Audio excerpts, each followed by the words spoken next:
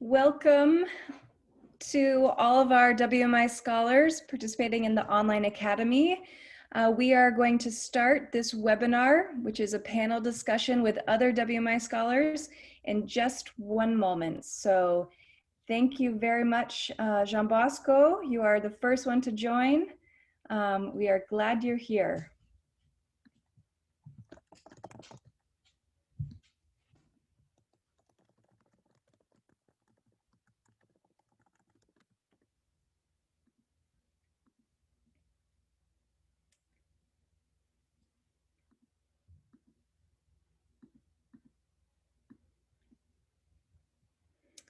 Okay, so we are going to begin this live webinar.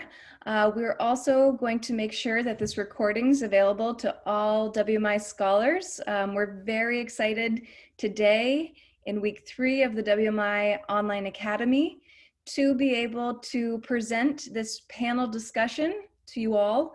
This panel discussion's focus is WMI scholars engaged in savings groups within their community. We believe that the information that they'll provide about their experiences is very relevant to all scholars, and we hope that you will be inspired to investigate options for savings groups that you could participate in within your community. So we have Sesay with us this afternoon. Sesay is a Global Advisory Board member, and she also is a co-planner for this module, Personal Finance.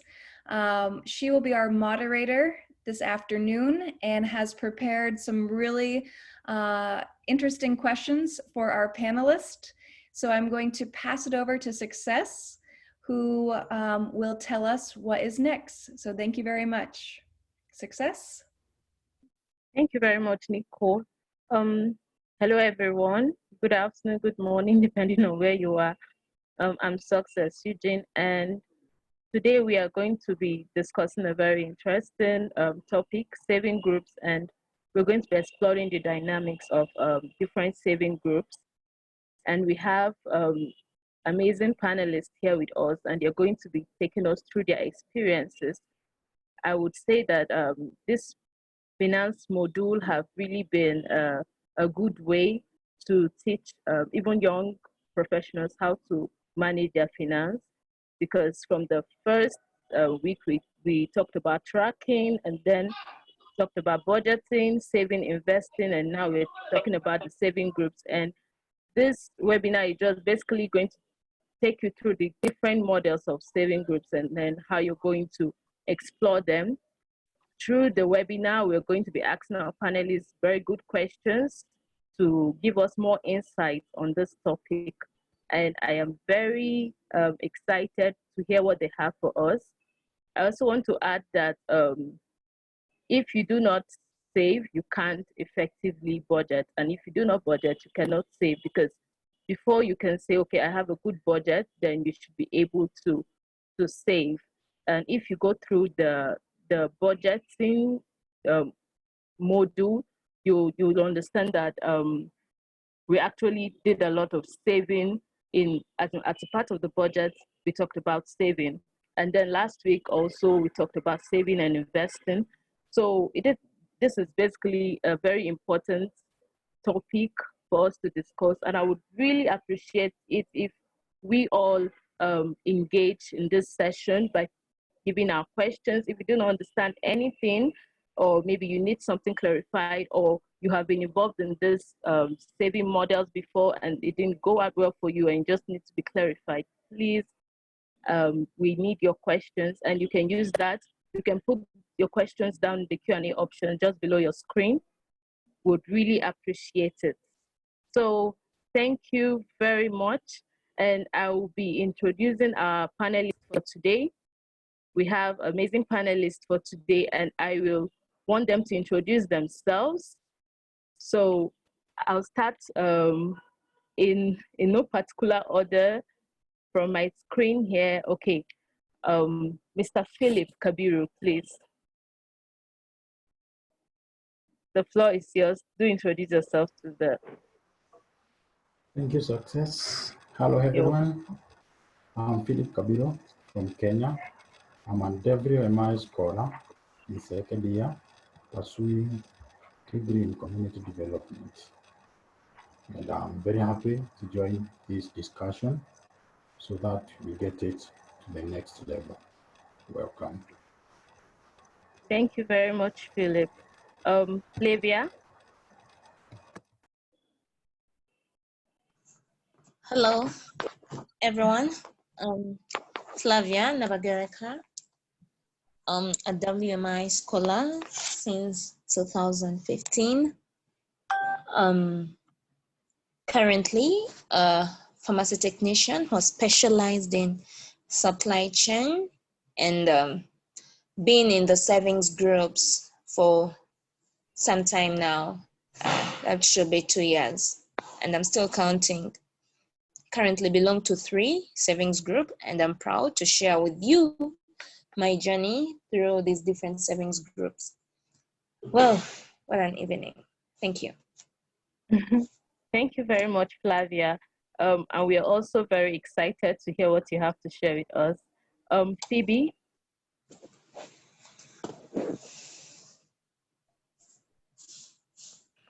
Hi, everyone. Hi, Success. My name is Phoebe Musonda. I'm from Zambia. I'm a WMI graduate scholar. I graduated in 2017. I studied law, and I work in the NGO sector. That's the not-for-profit sector, but I have been in savings group since 2016. I'm happy to be here. Thank you very much, Phoebe. I'm glad you're here too. Paul? Hi, everyone. My name is Paul Omondi, a graduate scholar. I graduated in 2016 from Kenya. My area of specialty is nursing. I joined a serving group back in 2019, January. And the reason as to why I joined the serving group is to be part of my retirement plan. Okay. Thank you very much, Paul. You're welcome. So, Catherine Nagadya, please. Hi, everyone. Hello. Nagadya. My name, I am a WMI graduate scholar from Uganda. I'm a medical doctor by profession. I graduated in 2015. I joined a savings group in 2017. And the reason why I joined one was because I wanted to really grow my income and be able to invest, but also to have other people to give me accountability, share their financial literacy with me, and people to really learn from. One thing is for sure, unless you actually save, you're not able to invest, and without doing investment, you're not able to actually multiply. So that is why I joined the savings group. Happy to be here. A good evening to you all. Thank you very much, Catherine. I don't know if we can just all turn on our video, all the panelists, so everyone will see us all at once. Hi. Welcome. Okay. The host needs to enable mine because she disabled it. Okay. Okay, that's fine, Flavia. Hi, Phoebe. Hello. Nice to see you, Flavia. Okay. So we're going to go straight to what we have for today. And I'll be asking the panelists some questions considering the different models of saving groups that they've exploited. So these questions are very particular to them, and we hope to get a lot of experience from them. The first question will go to Flavia and Philip.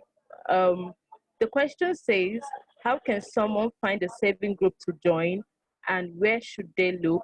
Who should they talk to? We understand that there are different saving groups going around, but then how can we get the authentic ones, and where do we look if we get one, if we want one, and then who should we talk to? Flavia and Philip, please, you can take on this question for us. I can go first. Yes. Well, why should someone join a savings group, and where should they look, and who should they talk to? Well, it starts from within. It starts from you yourself. You need to be driven by the passion to save. Savings is not, we've all seen how we can get, I want to use the word greedy for lack of a better word, when we have money, when we get money. So it needs to be something which you want to do. And for you to get that want, you need to have a focus. You need to know what you're going to do with what you're going to save. So after getting the drive from within you, you have to look around you. You have to look around you. The people you should talk to are you need to seek for the right guidance from the right people. Savings is a financial thing. One, if you are sharing expenses, some of us have families with someone, it's important that you involve the person who directly benefits from your income. It could be your husband, and you involve them in your savings journey. Why is it good to involve someone? Because at times we need accountability partners, someone who can always get your hand and push you on. Otherwise, you alone, you may fail, you may lose the motivation along the way, you may be swamped with very many challenges, and you find it not worthwhile to save. So after that, it's important that you look around to the other people around you. Hello? Yes, I can hear you, Flavia. Continue. Okay. Are they workmates? Are they friends? You need to save with people with whom you share the same financial mind.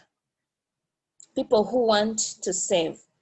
So as you start off with savings on your saving group journey, you need to talk. You can share the thought with your friend, with your immediate friend. You need to identify the right group. How are you going to identify the group?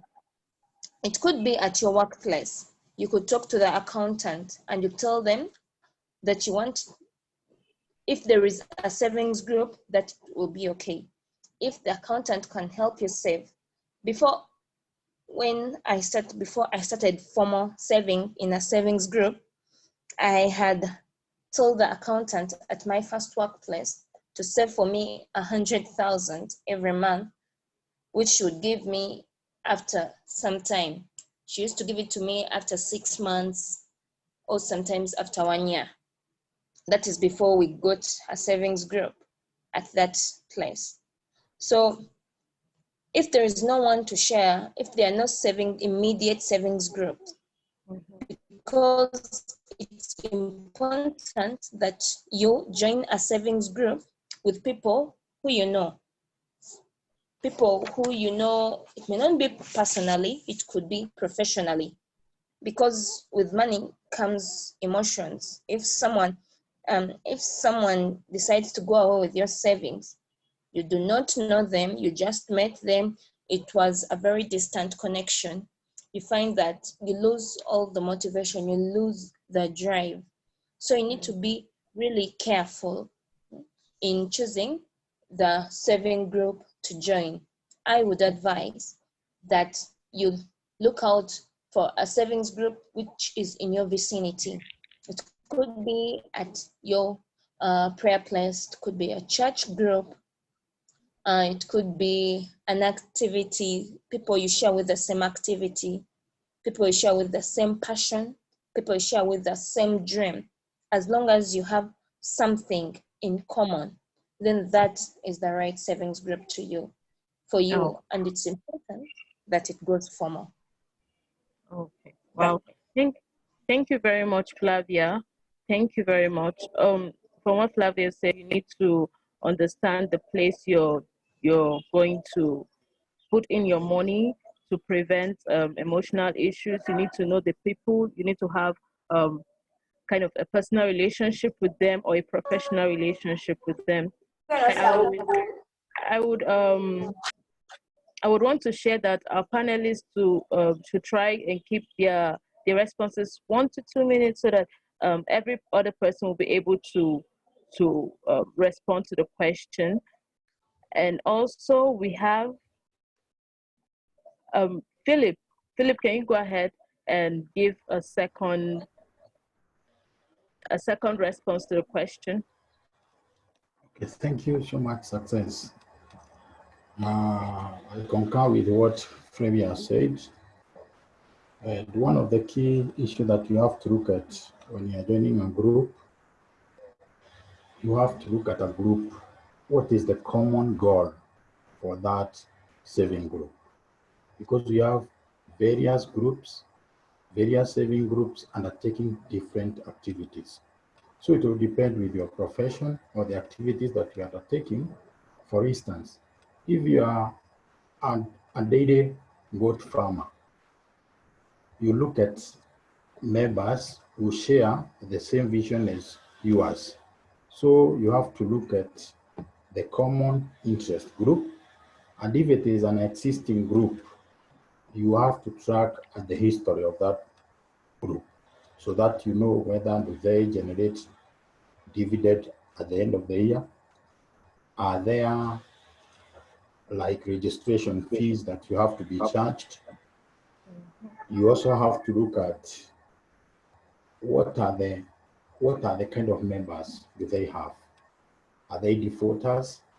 Are they committed? Do they have constitution? You look at all those. Do they keep good records? So that now from there, you are able to identify, is this the right group that I'm going to join? And in case you are joining or you want to form a new, now that's where you do what you call self-selection. You look at the peoples of the like minds. You do self-selection amongst yourself. You know, if I bring so and so to this group, will you walk this journey together? And now from there, you also be able now to identify, because when it comes now to the rules, to the responsibility of a group whereby you have the leadership team, you'll be able to be very sure, if I work with so and so this journey, if we give him or her the role of treasurer, is he trustworthy? Is he able to keep our money safe? Or is somebody who is going to mismanage our fund only to be frustrated? So you look at those issues. Then where should we look? Should they look? Okay, we have both formal and informal groups. Mostly we know we have circles, we have MFI, we have banks, all those that are doing savings. But also there are informal groups whereby it's a group of between 10 to 25 people, which we call them the Askers group or village groups or rotating saving and credit association. LOSCAS, we have accumulated savings and credit association. So you look at those, they may be informal, but they have the mandate to have their own constitution. So it's the members themselves who put that constitution across. And from there now, you are able to get that information from the social workers. We have the offices of social services, whereby they will guide you. These are the kind of groups that are there, that are existing, and these are the requirements. Then also, as I said, we have circles that are existing. Those are formal groups. We also have the microfinance institutions also doing that, so that you're able to know whether are they meeting monthly, weekly, or quarterly. So that now from there, we're able to make a inclusive decision on which are you going to join. All right. Thank you very much, Philip. Thank you. Hope we got a lot of information from him too. Adding to what Flavia said. Thank you. I also want to ask Abass. Abass is with us. Abass, please, can you introduce yourself for every other person to know you better?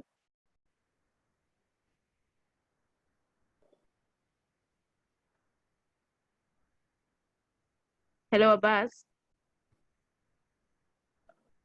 Okay. While Abass gets ready to introduce himself, I'm just going to ask the next question. This question goes this way: what terms and conditions should one look out for before joining a saving group? I would like Catherine and Paul to give a go at this question. I'll come again. What terms and conditions should one look out for before joining a saving group? Thank you. Okay. One, like Philip already alluded to, is you have to establish whether this is a registered entity. Money is a big problem, especially if mismanaged. So if you're going to give your, for example, 100,000 shillings for savings group every month for an entire year for over 5 years, that would accumulate into significant amount of money. And so you have to do your due diligence, and you have to make sure that the group that you have joined is actually registered, because then they are legally bound and they can be sued as a savings group. So you should establish that that entity is actually registered, and number two, that this entity has a leadership structure, so that you know actually whom to account to or whom to deal with when it comes to matters of your money and also the savings group. Then number three, there should be proof of experience or proof of, you know, what they have done previously. So for example, if the group has been around for a year or 2 years, they should have books of accounts. And for example, in Uganda, all savings groups that are registered are under an umbrella association that does audits every year. So they would have audited books of accounts. So those are the things you're supposed to look out for. Number three, other people in this group, people of integrity. Is there rumors of having mishandled finances, so that you know you get to avoid? So doing a background check on the group that you want to join would be very nice. That is why so many times the best entry point would be with people that you know, colleagues at work, people that you've done life with, for example, people you've gone to university with, you know, so that accountability becomes easy. The other thing that you can look out for is a common bond. The reason to why it is important to have a common bond in a savings group is because it helps you have focus, and also it keeps the savings group united. So it would be nice for a savings group to have something like to be centered around something. For example, my savings group is born again Christians. So before they make sure, if you want to join a group, that is like a requirement, because that is something that keeps us together.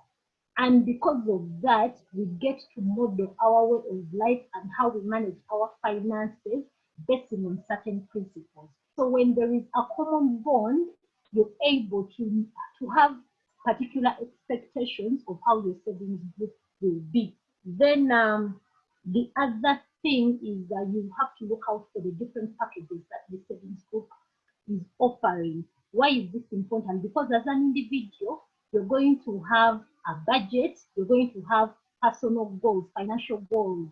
So for example, when you graduate from school, you may desire that in 3 years' time, you should be able to invest and get like a side source of income, maybe set up a shop. So you have to, it would be nice for you to join a savings group that offers startup capital to you at a very low interest, because it will end up being very easy for you to actually establish this investment that you want to do after a certain period of time. So the different packages that they offer, some savings groups give health insurance, some savings group have packages like education loans and things like that. So when you join such a savings group, putting in mind what your future plans and expectations are, it becomes easier for you to work towards those goals, because their packages are somehow intimate and linked to your particular financial objectives. Thank you. I think, yeah, those are my responses to your question. Thank you very much, Catherine. Thank you for such good information. I would like Philip. Oh, sorry, Paul. Paul, please go ahead. And, okay, thank you. Thank you. Thank you very much, Success. Regarding the question at hand, I think Dr. Catherine has really answered a larger part of it. However, I'll add on some of the conditions, terms and conditions that one should check before joining any serving group. Majorly, this will be, it will depend whether you are joining a formal or informal group. And for the formal group, the first thing that you'll be interested to know is whether the group you are joining is legally registered. Do they function legally? Like for our case in Kenya, all formal serving groups are registered by a body that is being regulated by the government, and one is in a position to look at that group. You can find the group through the website of the regulatory body. From there, you can get information regarding that group. The second thing is that when joining a group, of course, you'll be interested to know about the membership. Do the people that they have, what's the number that they have? Because a low number of people for a formal group will indicate that there's perhaps a problem. Of course, there's a minimum number that is required formally for these groups. But then, personally, a large number will be, will be an indication that perhaps the group is thriving, and therefore I'll be looking for that group. Another thing that you'll be interested to check on is the operation of the group, whether they operate ethically. This brings in the issues to do with the integrity. What are how do they manage their accounts, the leadership, do they have accountability to the members?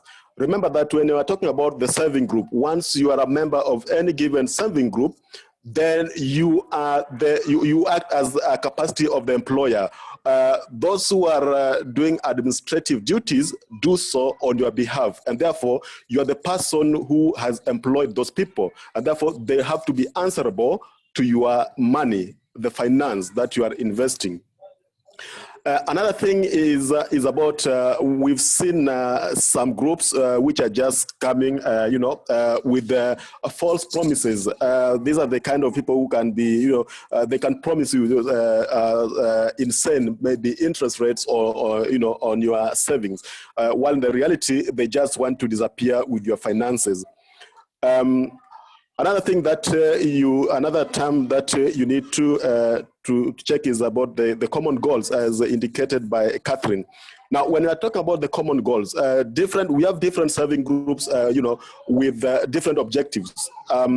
You might find, a group just serving perhaps to purchase a piece of land, or they're serving with a goal, with an aim of, purchasing a house or a car, or for retirement, benefits. So you have to be, specific on what exactly is your goal. What do you want to achieve at the end of the day? And of course, another thing is about the packages. The packages are very important as far as serving groups are concerned. So that if I'm a person who is looking at my savings, and perhaps at the end of the year, I would like my money to bring in something else, I'll go for a saving group that perhaps will be giving me dividends. So at the end of the year, they'll give me a certain percentage on what I've saved. And that will be great on my side. You might also check on loan facilities. Perhaps you are this kind of person who want to save so that you can get, a loan. You can secure a loan from this group so that you can accomplish perhaps a goal or two. So different groups will provide these services differently. Some people will tell you, based on your shares, perhaps you will multiply your shares by 2. Others will multiply by 3. We have occasions whereby others multiply by 4. So depending, and what are the interest rates when you take perhaps a short-term loan or long-term loan? So is the interest rate, sustainable? Will that sustain you? Will that be able to, will you be in a position to pay back without straining a lot? So those are the things that we might need to look, especially the formal. For the informal, I will advise that you really work close to the people. If you happen to know members, it's important that you get to know their integrity. Ask about the leadership. Ask them whether they are defaulters, whether they are paying their savings in time, whether there are incidents whereby money is getting lost. So those are the things. But again, if you're joining informal, it is important that you join informal with people who you are close to. This could be an extended family, could be your workmates, or perhaps could be any other group that you are in, the church members, so that they'll be accountable at the end of the day. Thank you very much. Thank you very much, Paul. Thank you very much, Catherine. I really got a lot.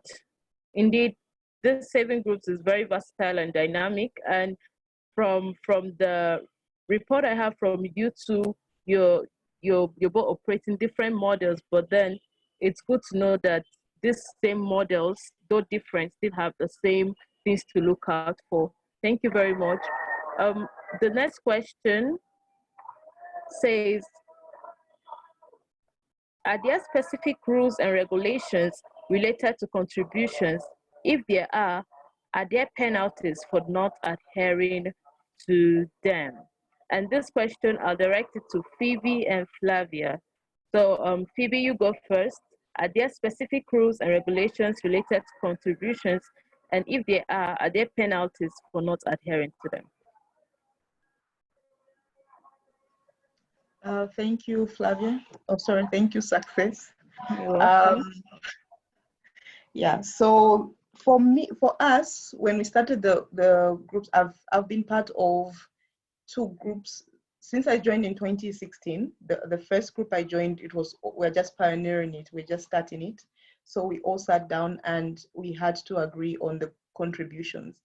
The contributions for us, we call them savings or a share. So we had to agree how much is a share, how much is the cost of a share. So I have to quantify it maybe in US dollars for the different currencies present. But we decided, first of all, the first thing to do was to come up with a constitution. I've heard my colleagues talking about the rules and terms. So for us, the rules and terms are seated. We are governed by a constitution. So that constitution was also agreed upon. So we all sat down and agreed to say what should go in that constitution. And thereafter we sat down and said, okay, how much can you, maybe I would also just go back to say our savings group is a women's only savings group, and the aim of the savings group was to empower just the young women who are doing businesses and those who were who wanted a second stream of income apart from their formal employment. So we said that we're going to contribute each month a share. You can buy a share of a minimum of 200 kwacha. I'll have to, you give me minutes to quantify that maybe at the end. But then the contribution is 200 kwacha, and then the rules in the constitution says that if you default, say so that's a minimum. You can save as much as possible. You can buy as many shares as possible. You can buy 10 times the shares if you have the money that month. But then you need to buy a share each month. Should you default that month to say, I do not have money to share, because it's a must, that's where we are generating the income from, the money for the savings. We put different penalties. In my first saving groups, the penalties was you have to pay the next month we are saving, because we have monthly meetings. The next month you are saving, you have to put an extra 100 kwacha on top of the share that you are saving that month. That's the penalty. And then in the current savings group I am saving with, our penalty is that if you do not contribute that month, you are bound to a penalty of 10%, the minimum share of the group. So even in the same group that I am in, the current group that I am saving with, we are currently the minimum share is a 200 kwacha. So you might not have any other money. So we have on top of the contributions, we have a social fund. So a social fund is in times pre-COVID, when we used to meet in person, the social fund would cover the meetings, say snacks, fuel, money for those who are doing banking on behalf of the members. So there's also a penalty for not contributing towards a social fund. So the social fund is 20 kwacha, but if you forfeit that, you pay 2 times more the next month, in addition to the next month's social fund. So that is those are our contributions and penalties. Thank you. Okay, thank you very much, Phoebe. Flavia, can you go, let's say 1-2 minutes to add to what Phoebe said?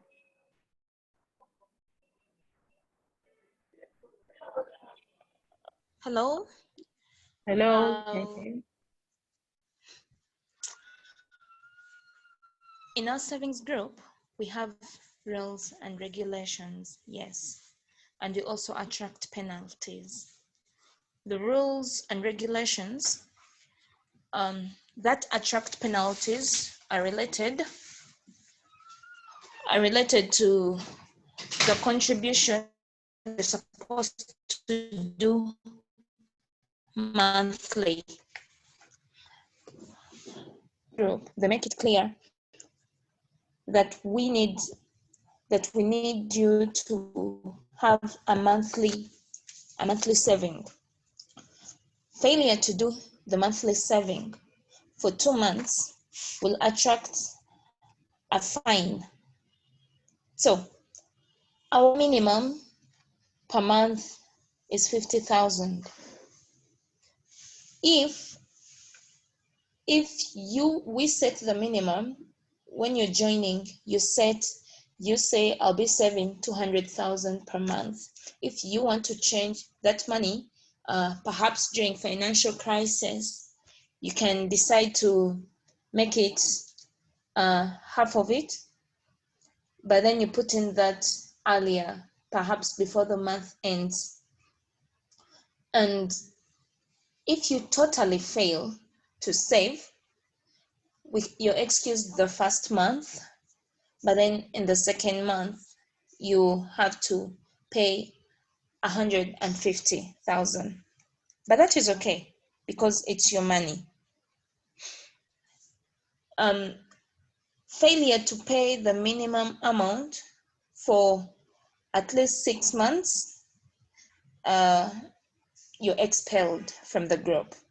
It could look to be something easy or something which maybe you would want to do depending on the crisis at that time, but you are losing out on very many benefits that are in the savings group. We usually have we buy products and members are given discounts. For example, you can buy a piece of land which is partitioned and members are given 10 to 20% discounts on the land on the original price in the savings group, or you can use your savings. So that is something you would miss on. And another penalty comes on loans. Now, failure to pay the loan because the savings group is legally regulated. Failure to pay the loans usually when mediation fails, usually because it's a work savings group, much as it's a different entity, but it is still regulated by the finance department, someone from finance, and is regulated by the law. So you lose your work ethic, and also you may settle it maybe with the police or something like that. That's if it's continuous. So those are some of the penalties that are related to the contributions in our savings group. Hello? That's my contribution.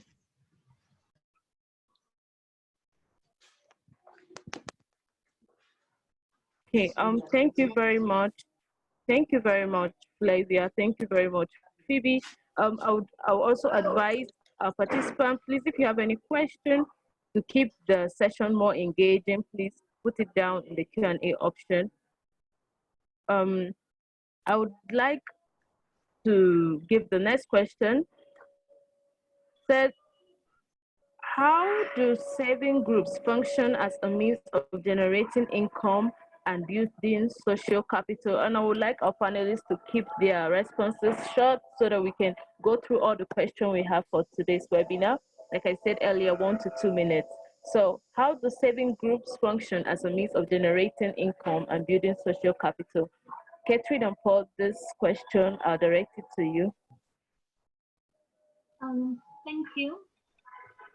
Because we want to keep our responses very short, I'll tell people to read that certain scripture from the Bible during their free time. It's in Proverbs chapter 6 from verses 6 to 10, and it's about an ant that stores food in times of plenty so that in winter it has food. People will read more about it, but it's a scripture that encourages us to actually be wise when we have plenty, so that in times of scarcity, you can actually use your savings to stay afloat. In response to the question of how do saving groups function as a means of generating income and building social capital? In Uganda, the regulation for the formal savings group, the ones that we call circles, it has to have a minimum of 30 members. So when you join a group of 30 members, those are 30 new potential relationships that are going to be created. In my investments, in my savings group, we meet every quarter. So we have 4 meetings in a year, and we have an annual general meeting every year. But also, people who are on the leadership committee, they meet every month. And one of the things that we do is that at these quarterly meetings, we usually have them at a person's home. A majority of the people in my savings group are married, they have families. So when you go to visit them in their homes, in a country like Uganda where people stay in extended families, you get to meet more new people, you know. So in a way, you end up building your social, your relationship, and as a result, your social capital improves. And I have personally benefited from that because there are so many times of being helped at school, or there is disengagement just because of those relationships that you've created from your savings group. Then how does it function as a means of generating income? The money that we put in a savings group attracts an interest in my savings group. So there are activities that we engage in every financial year. One of the activities that we do that generate income is we give out loans to members and to non-members. And these loans attract an interest. So at the end of the day, when these loans are paid back, there is income that is generated. Number two, our savings group fixes money in the bank. Three, it also buys from the Bank of Uganda, they buy, I've forgotten the thing that we usually buy, but we buy some money in the Bank of Uganda that actually attracts an interest. You fix money with Bank of Uganda, which is like the biggest bank, and that money attracts more interest than what is usually attracted when you just fix money in a bank where you have your bank account. So that also generates that income at the end of the day. And then number four, we also buy property like land that we usually sell at an interest. So all those things attract an interest, and at the end of every financial year, after the audit, after all the administrative expenses have been deducted, there is a surplus that remains, and that surplus is shared according to the amount of money that you have been able to save. So in particular, in my savings group, we have different savings portfolios. Like Flavia shared, when you join the group, you say that you're going to belong to a certain portfolio, and you tell us the amount of money you're going to be buying every month, that you're going to be saving every month. So at the end of the financial year, we expect your shares and your savings to have increased by a certain amount, and depending on how much you have saved, you also share a particular from the dividends from the surplus in the same result. So for example, if our total earnings in the year have been 10 million and your contribution to that was 5%, you're going to end up earning 5% of that surplus. So in a way, you're able to generate income, and you're free to actually take out this money and invest it in a business that maybe that you want to start and all these other things. So for me, that is how savings group has helped to function as a means of both generating income and also building social capital. Thank you. Thank you very much, Catherine. You have such a great saving model there. I'll just move to the next question because we're running out of time, and I just want us to really explore the different sides to saving groups. Phoebe and Catherine, I also know that you two have taken out loans from your saving group. So how do loans operate in a saving group, and what should one know before taking a loan?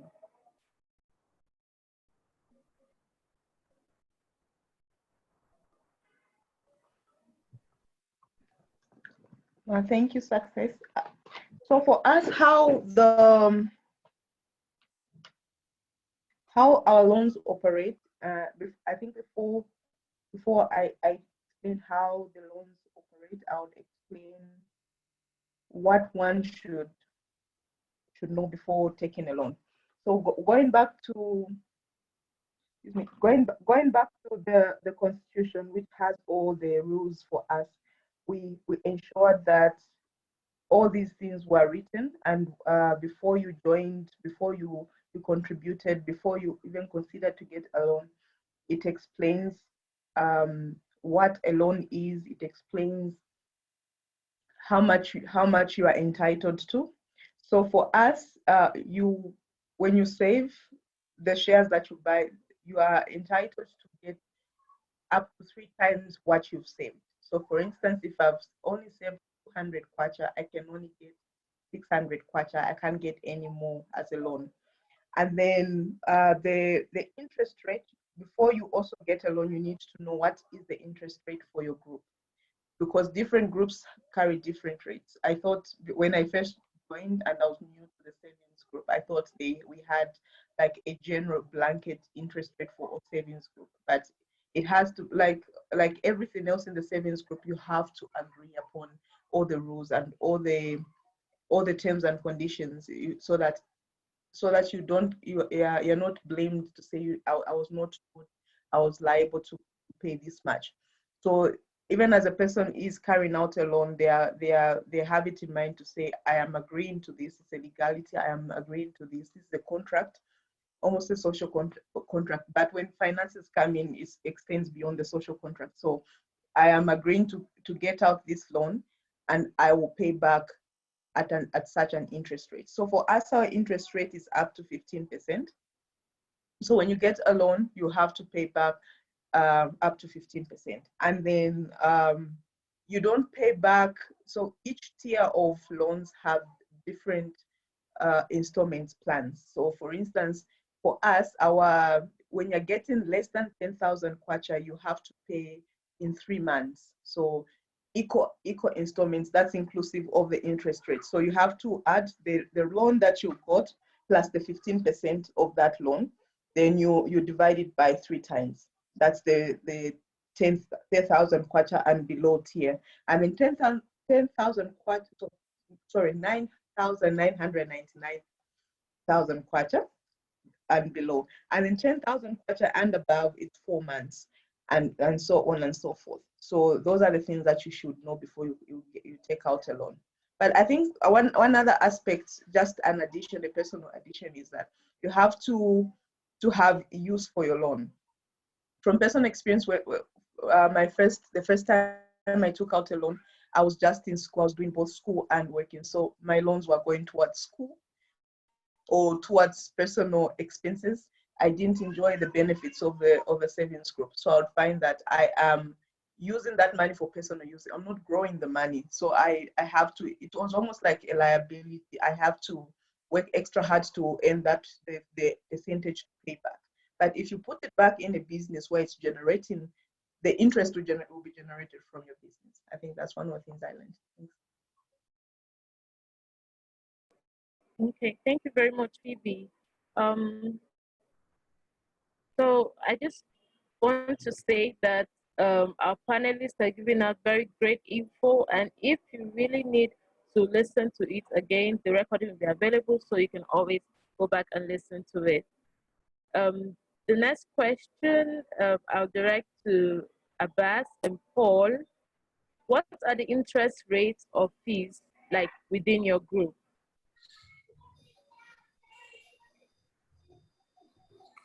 With the interest rate in my group, this is majorly, yes, in my group, it will be determined by 2 factors, either whether you are taking a long-term loan or a short-term loan. When we're talking about a short-term loan, this could be a loan that could last between 1 to 3 months to be paid back, while a long-term loan can go even up to 5 years. So depending on which loan you're going. If you're going for a short-term loan, you will be required to pay it within 1 to 3 months. And with my where I'm saving, it's highly flexible. We only need to pay at 4% of the total amount that you requested for. But for the long-term loan, you will be required to pay back at 12% interest rate. And also another thing that is of interest is that we have those who are taking loans, you want a property, take for example, you need a car, or for example, you need a piece of land. With such, it's highly flexible. You will be only needed to pay back at 1%. With regarding to another aspect of interest is on your savings. So your share capital will also attract interest, which will be paid back in form of dividends. And this one usually takes that's within a year annually. And for our last saving, the last year, our interest rates on shares were at 15%. Thank you. Thank you very much, Paul. I I really appreciate that. I don't know, Abass? Okay.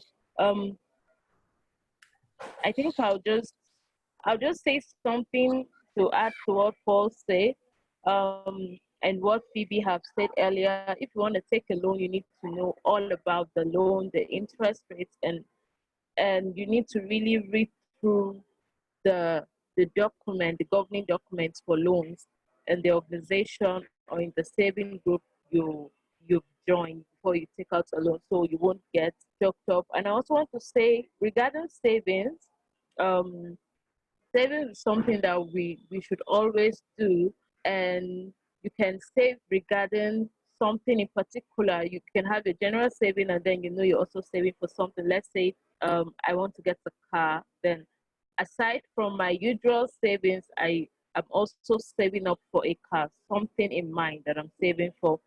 So right now, I just want to go to the next question. I would like Phillip and Abass to take on this one.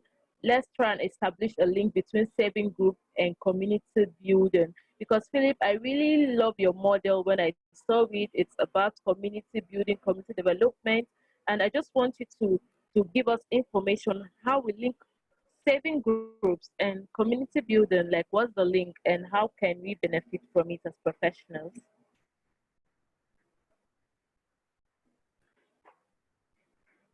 You can go ahead, Phillip. Thank you, Success. You're welcome. And I'm enjoying the conversation because I'm also learning a lot from the team.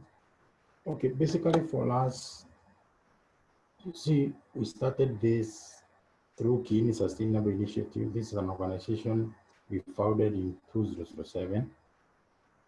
One of the issues that brought the issue of Kini is that we are coming from rural areas.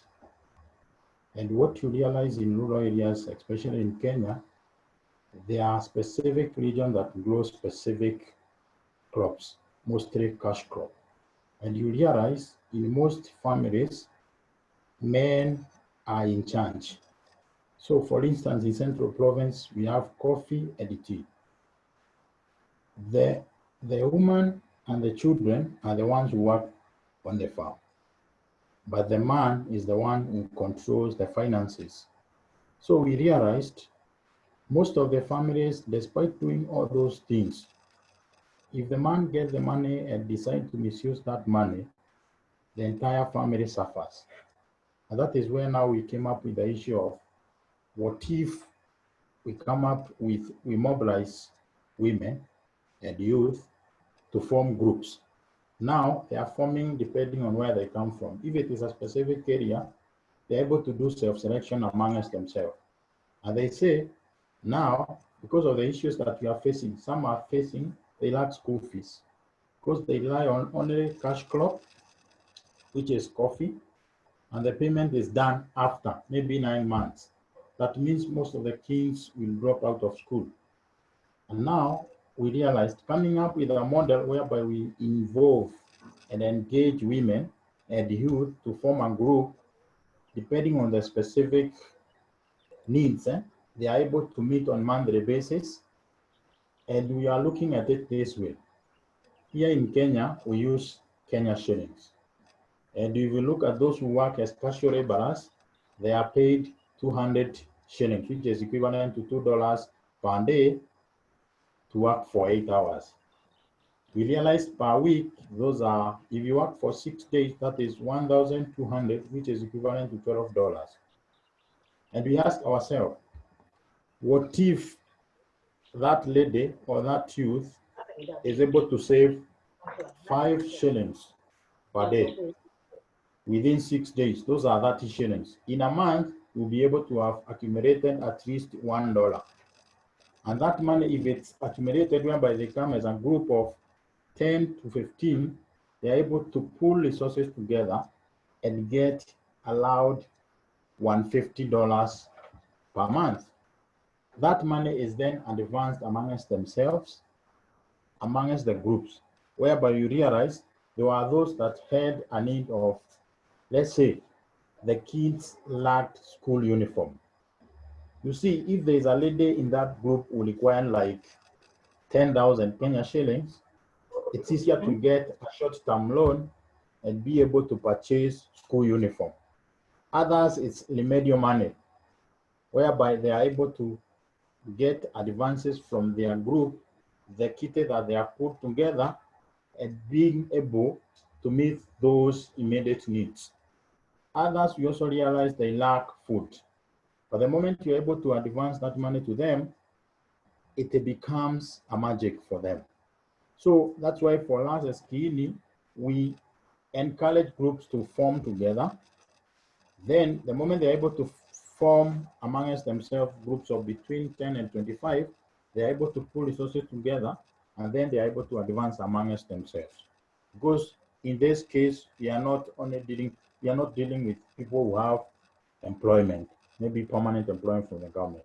There are those people that are there, no employment, they are trying to make the ends meet on a daily basis.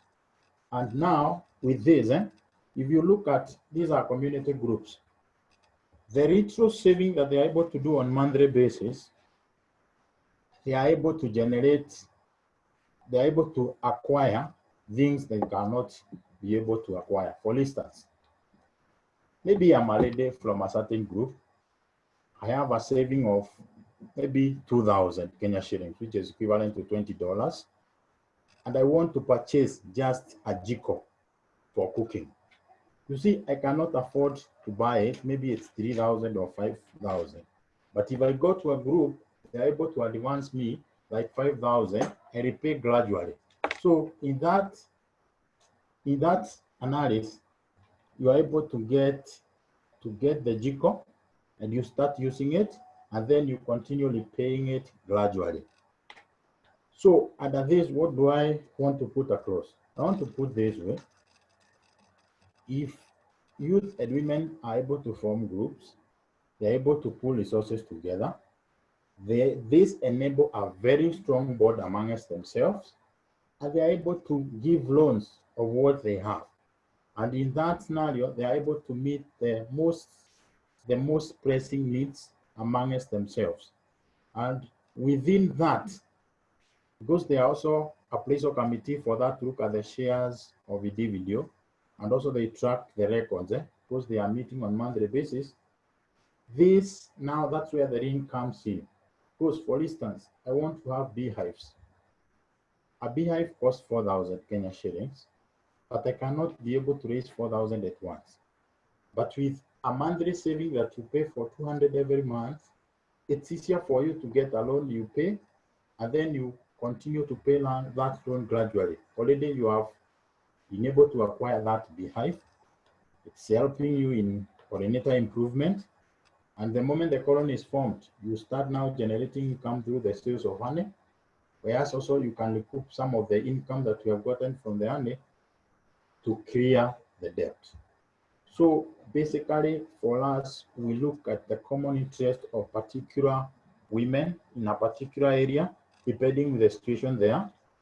And they are able now, we gather them together, they do self-selection, they make their own constitution, and from there now they are able to start their own saving, whereby they put that resources together, and through that model, that is where now they are able to graduate in phases, until to a point whereby if an individual member is able to generate enough money, we are able now to refer them now to the government, to the banks, and be able now to guarantee themselves. Some those who have like title deeds, it's easier for them now to seek loan from the banks, MFI and SACCOs. But for those ones that cannot, we empower them, because actually it's like they are somewhere in the bottom.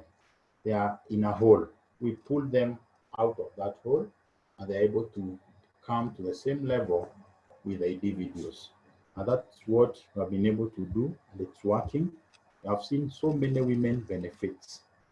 So for us, basically, Kiini facilitates that, whereby we read them, we train them, they do self-selection, they select leaders, they have their own loan appraisal committee, And for them, it's just to facilitate them so that now they have their ownership. And the moment they are able to do it on their own, Kiini is able to leave.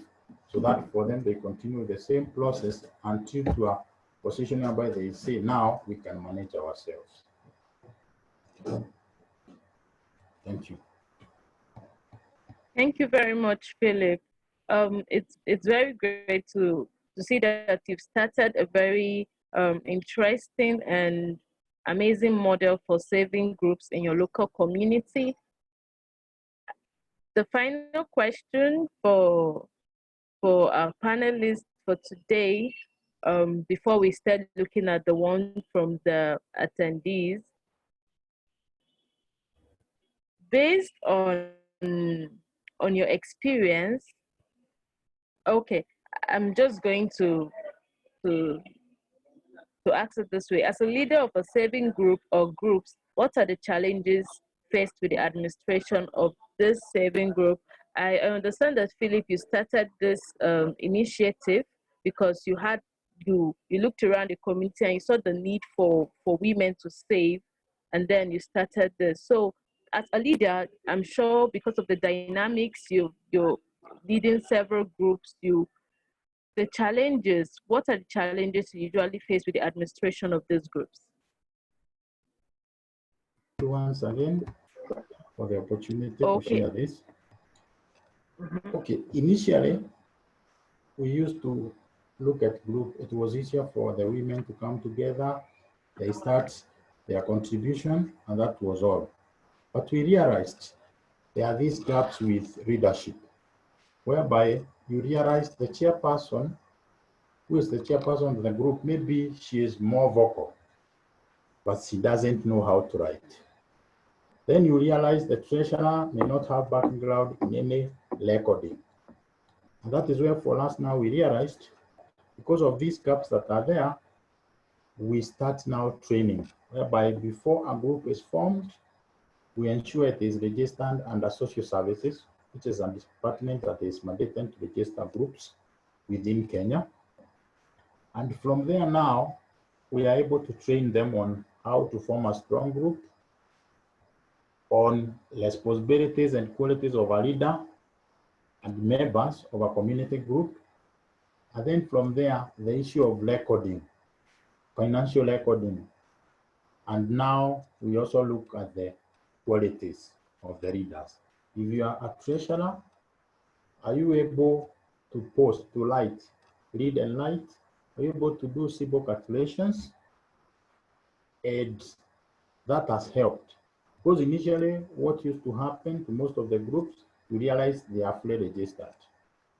But now, in our country, Kenya, you realize that every 5 years we have general election, whereby we elect our leaders.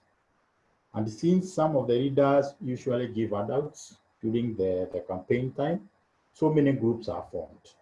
So you realize the chairlady of the group that was the chairlady in 1992 for a particular group by the name, let's say, Kenya.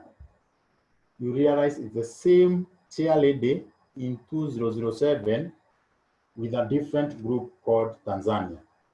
So we realized there is no consistency. And that means you are forming the groups with the purpose of just only getting handouts from the politicians.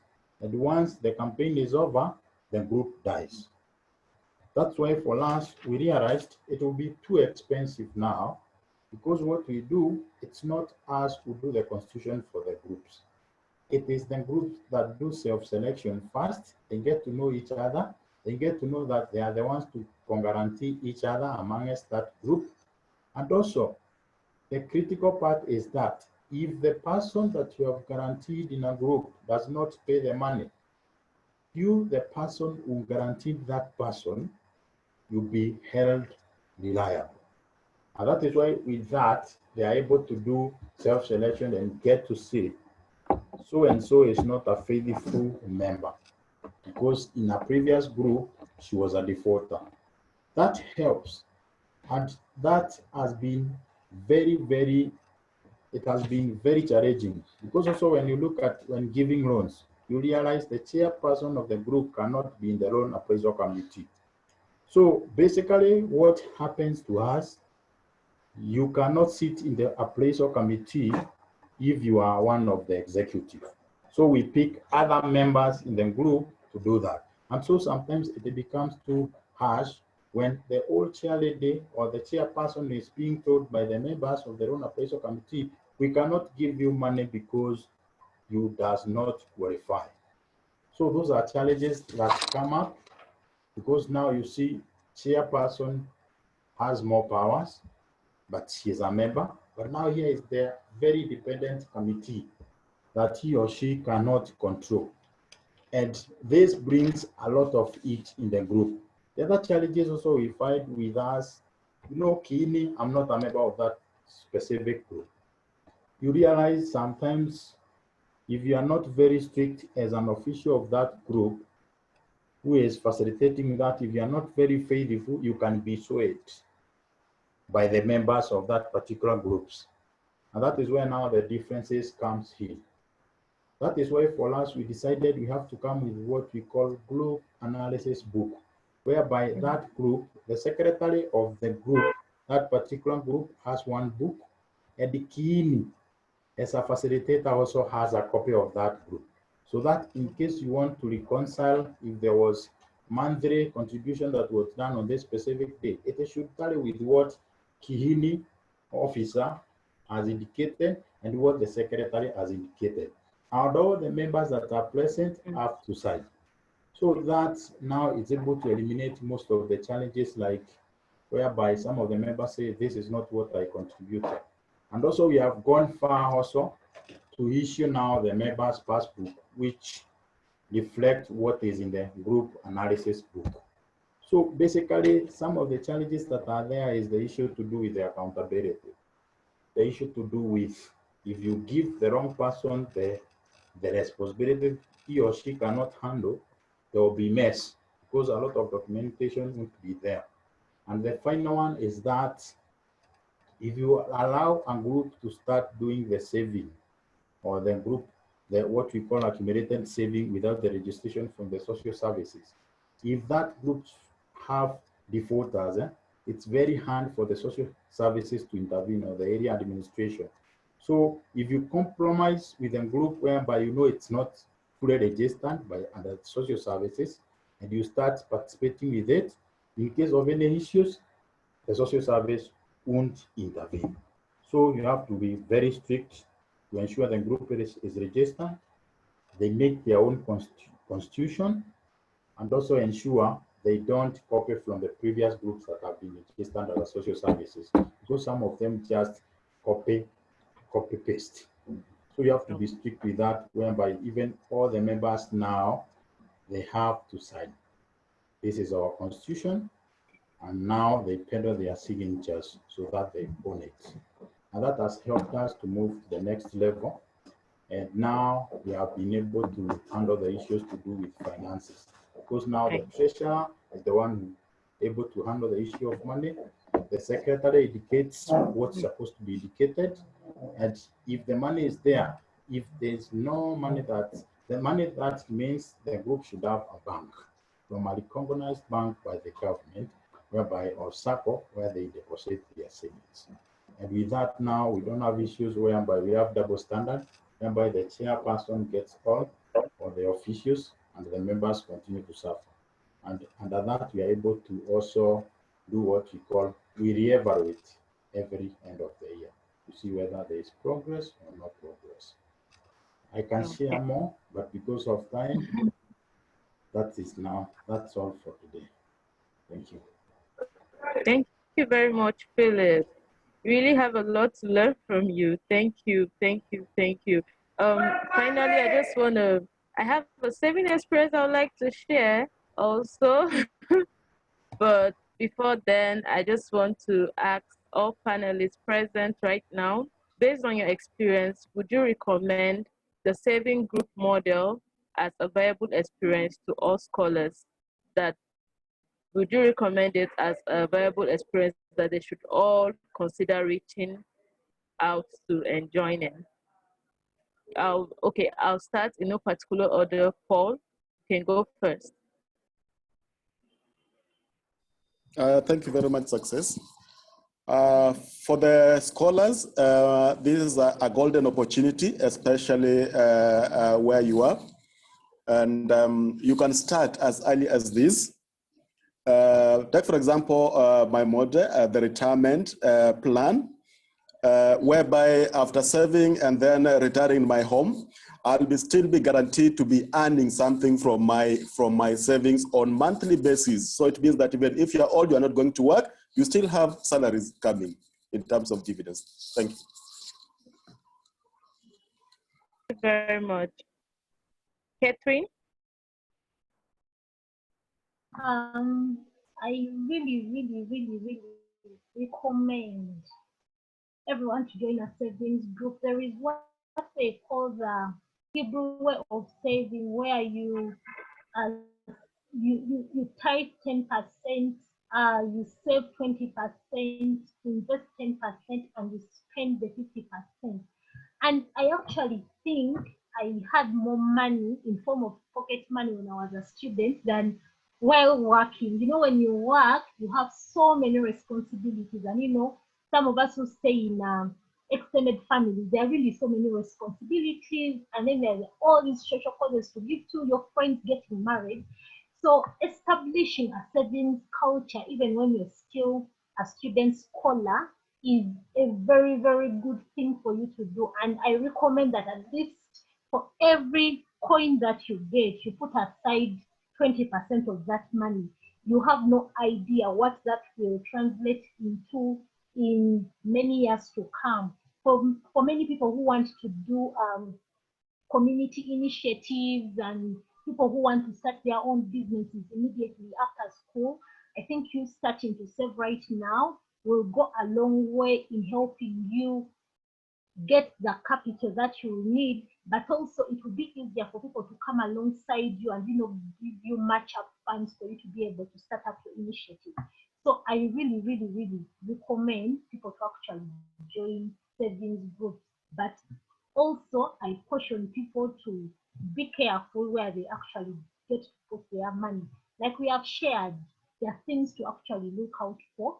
And when you follow those guidelines, I really believe that you invest well, you put your money where it is going to go, and you'll be able to grow wealth and be able to, you know, be a blessing to other people. Thank you very much, Catherine. I also want to share that I found out that you started an initiative from the money you saved up, and it's a very encouraging one. So, Flavia?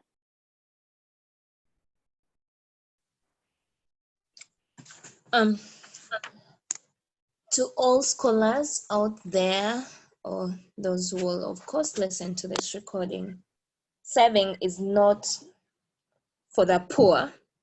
Saving is not for people who maybe have a lot of money.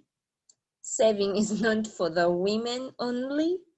There are very many misconceptions about joining savings groups that some people have decided to, well, some people actually do not trust saving groups because of the very many things that have happened, and yes, the negative things, but there are positive things, or actually the positive things are better than the negative.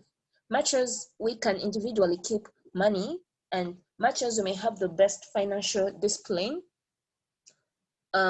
when it comes to handling money, sometimes pulling resources together with different people may actually earn you, if it were to be a 30% profit, it could double your profit. Why is it so? With saving, we as scholars are going to go out and we're going to start businesses, you're going to employ others, you're going to employ yourselves. Saving can give you a quick loan. We all know banks, how sometimes bank loans can become, there's a lot of paperwork and all that. Even with saving groups there is, but the loans come quicker. and who does not need a quick loan right now? Why did I join a savings group? It's because I needed a quick loan the first time.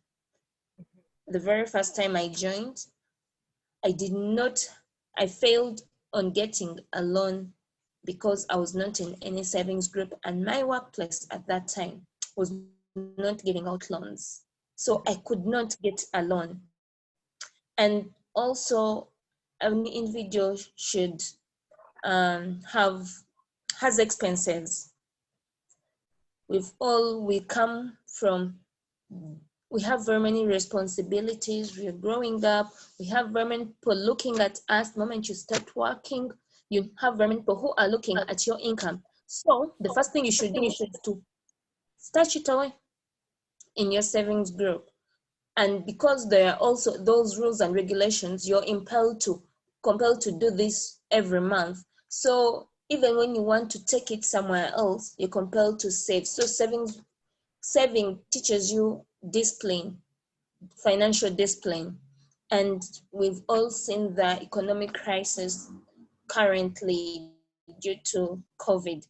With this very financial times, people have lost jobs. So how about if you had some money in a saving group somewhere?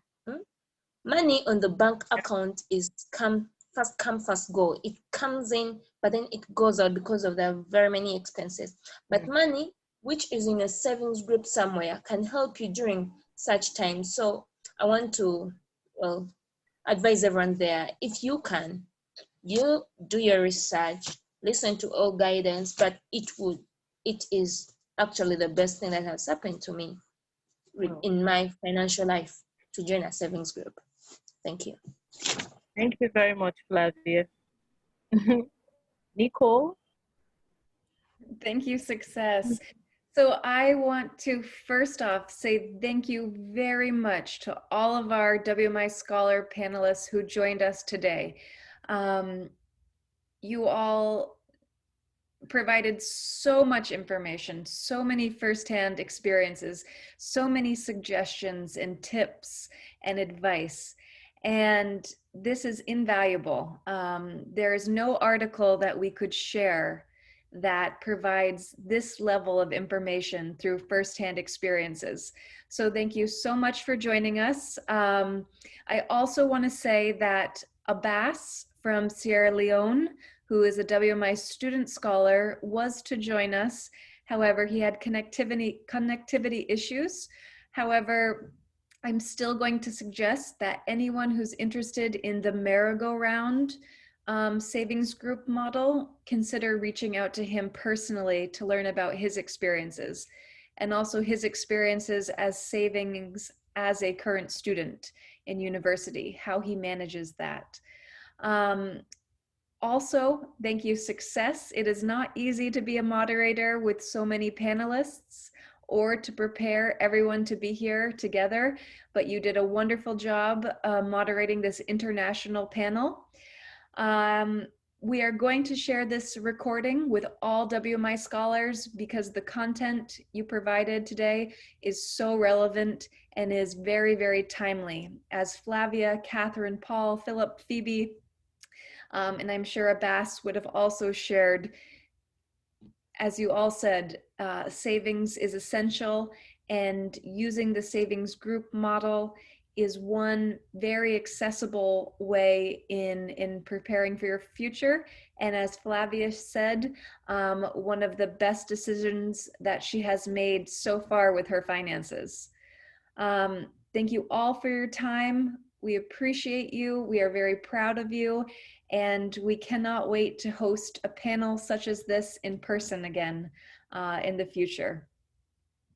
So with that, I will close this webinar. Success, if you'd like to say anything briefly, then I will end this webinar.